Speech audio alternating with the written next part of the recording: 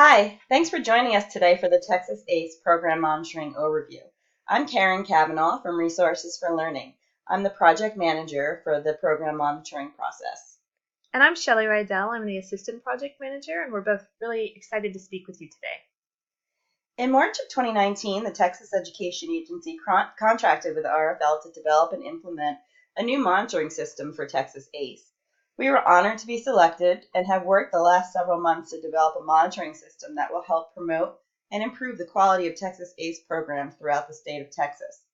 This is the first in a series of webinars designed to help program directors and site coordinators prepare for the new monitoring system. The purpose of today's webinar is to give you some background on the development process and to introduce you to the tools that have been developed for you to use to prepare for submitting your portfolio. We have designed the program to have these qualities: their transparency, relevancy, and timeliness. All of the components are clearly aligned with the program expectations for Texas ACE. All of the tools are exactly the same. Relevancy, we're monitoring only those aspects of the program that are most critical for success, all of the components that relate to program quality. The Texas ACE portfolio is designed to help you tell the story of your program and center.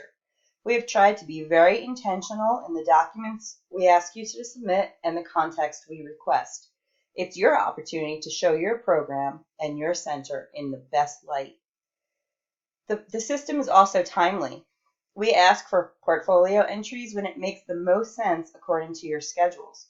The fall submission will be in October and November, and the spring will be in March and April. We are launching tools for you today so that you can begin to plan for them. We have gotten input on all of these aspects of the program by talking to you. We just wanted to fill you in a little bit about the development process. This slide shows what we did to learn about Texas ACE programming and our process for getting feedback from key stakeholders. To start, we engaged in a discovery process. First, that consisted of a document review. First, we looked at the numerous documents and reports available in Texas 21st Student Tracking. We looked at attendance reports, activity calendars, grantee profiles, center profiles, and program goals.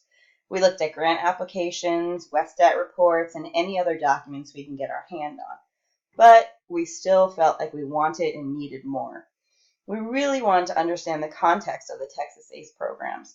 Fortunately, TEA helped us coordinate preliminary site visits, which afforded us the opportunity to see the many components of Texas ACE in action. We saw students engaged in intentional academic and enrichment activities, and we saw the power of the relationships between program staff, students, and community members. We had the chance to speak with several project directors, site coordinators, and family engagement specialists who answered many of our questions and spent hours of their day talking to us.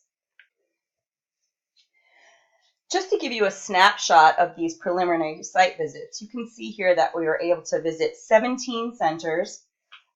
We tried to have diverse representation. So we looked at Cycle 9 and Cycle 10 grantees.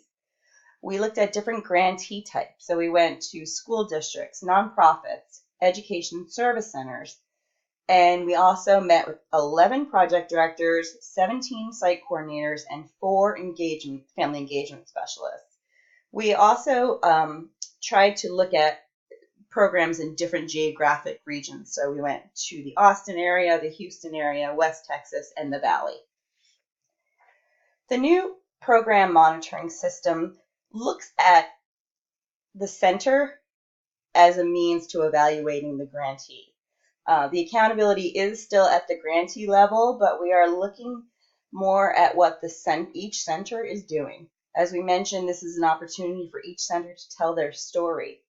And we'll talk a little bit later about how project directors can interface with site coordinators as they prepare their submissions. We want to give you an overview of the monitoring process. Everything begins with the desk review. Once you've uploaded all of your information into the Texas ACE online portfolio, monitors will begin their desk review. They'll look at the documents extensively. They'll look at the information that you provided about context and descriptions of what's happening in your centers. And if they have questions, they'll contact you via phone or email.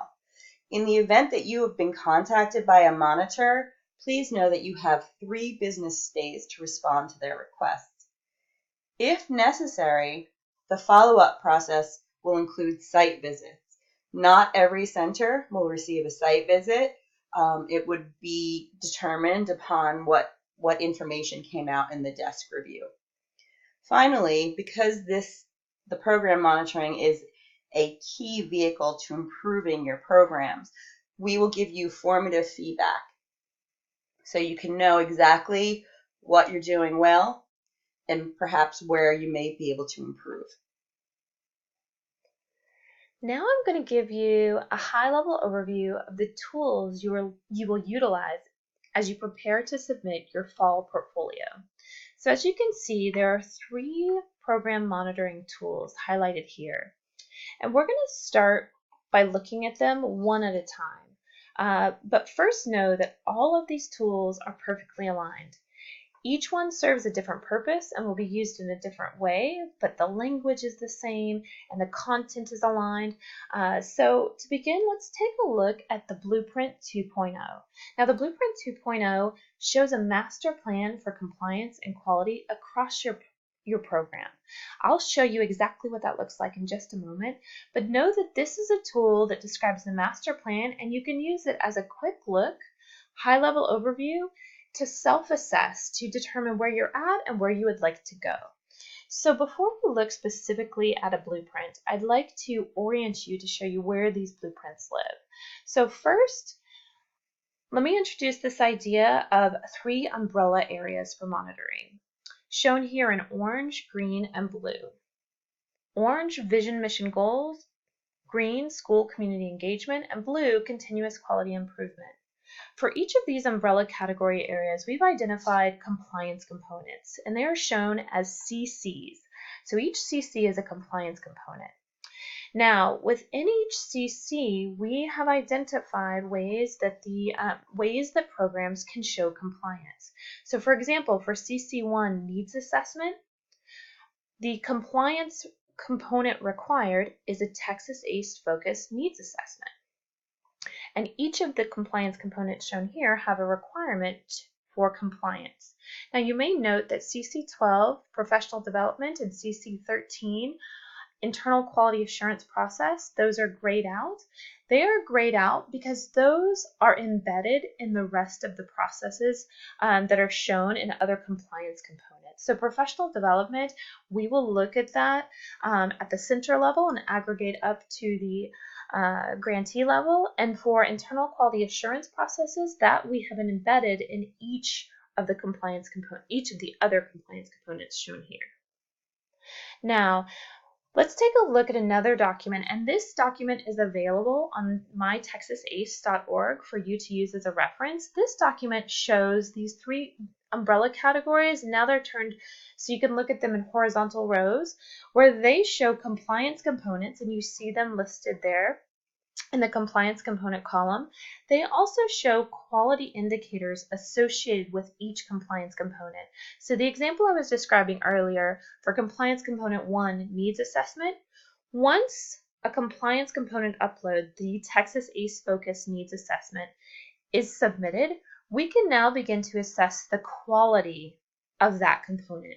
And we'll do that looking at 2 different quality indicators for needs assessment. 1 quality indicator being the needs assessment process, and 2, the analysis of the needs assessment. So these quality indicators are associated with needs assessment. Now, you may notice that some compliance components have 1 quality indicator associated, others have 2. Compliance component 4, staffing, has 4. Also note on the right side, you see fall and spring columns. Many of these quality indicators will be part of fall monitoring. There are also some, like for staffing, staff effectiveness, and staff training, which are quality indicators 8 and 9. You see that those will be part of the spring monitoring. Also note that there are two compliance components. Compliance component 5, partnership, will be at the grantee level, and compliance component 10, community engagement, will be at the grantee level. All other compliance components will be monitored at the center level. Now that you've been oriented to the various compliance components and the quality indicators associated with them, let's take a look specifically at a blueprint for compliance component 8, student engagement, quality indicator 14, student voice and choice. In subsequent webinars, we will go into greater detail about each blueprint. But at this point, we would like to just orient you to what these blueprints look like and how you may use them. So you'll notice that this blueprint has a rating scale from 0 to 5. 0 shows non-compliant. So for this compliance component, that would be that the center does not have current activity descriptions. If non-compliant, the center does not continue along on the continuum because we cannot assess the quality of that component. However, once the center submits current activity descriptions, they move to 1, beginning implementation. And now we can begin to look at the quality. Once in compliance, we can look at the quality of that compliance component, and we have a rating scale moving from in development to implementing, progressing, and optimizing. Now, each transition on the scale, there is one key indicator that differentiates a score. And so as you look, you'll notice there's bolding to really indicate that key difference. You'll also note at the far right, progressing and optimizing are both grayed out. That is because the current expectation is for programs to be implementing. That expectation may rise as we move forward in this with program monitoring in the future. Next, let's take a look at the Texas ACE online portfolio, another one of our monitoring tools. This online portfolio is where you will compile all of your data for the desk review. You will use this to simply enter your data, and let me show you what that looks like. This is the first page that you would see when you go in to enter data. And I'm actually going to transition so I can show you online what that looks like. So here, once you click Start to enter data, you'll see that there's some demographic data, and we're going to ask questions like the grantee, center name, name of the person completing this section, ask for your position, and email address. Please make sure to give us correct and updated information so that we can contact you if needed. Now, once you've given us that background information, you will begin to work through the online portfolio and submit your data. One thing to note, for each area on the blueprint, there will be a yes/no question. You can see this is the compliance component question that you saw on the blueprint where it says, does the center have current program activity descriptions? If you click yes, you will move on to the next question. If you click no, you will then be asked to self-assess and you will stop. So I'll show you when you click yes, we will then go and you will have an opportunity to upload current activity descriptions. And I'll scroll through quickly so you can see that these questions are perfectly aligned with the blueprint and give opportunities for you to provide examples and descriptions and also uploads of evidence or artifacts as needed. Okay. Next, let's take a look at the guidebook. The guidebook mirrors the Texas ACE online portfolio that I just demonstrated for you. Each question asked in the online portfolio is shown in the guidebook. The guidebook provides detailed expectations for these submissions and additional tips, evidence, and suggestions. And it's what you will use to help plan and organize your data prior to submission. Let me show you what the guidebook looks like. So the guidebook is a compilation of a guidance document for each compliance component. So this is a guidance document for compliance component 8, and there will be a guidance document for each compliance component. And you may notice that there are some icons, and icons designate when you may be asked a question or asked for an upload. There are also boxes that are highlighted in red and green and blue. These boxes give additional information, suggestions for potential uploads, questions to prompt thinking, everything you need to support you as you prepare for your submissions, you'll find here in this guidance document. So really, this is your planning document. Use it to help organize yourselves, to gather evidence and artifacts, and plan your responses prior to submission. One last resource I'd like to highlight, which is also found on mytexasace.org, is a list of the Texas ACE Online Portfolio upload requests. Now, this is so you can get a look at the broad scope of all of the potential requested uploads. One thing I'd like to highlight for you, for each compliance component shown, there is one requested upload for compliance.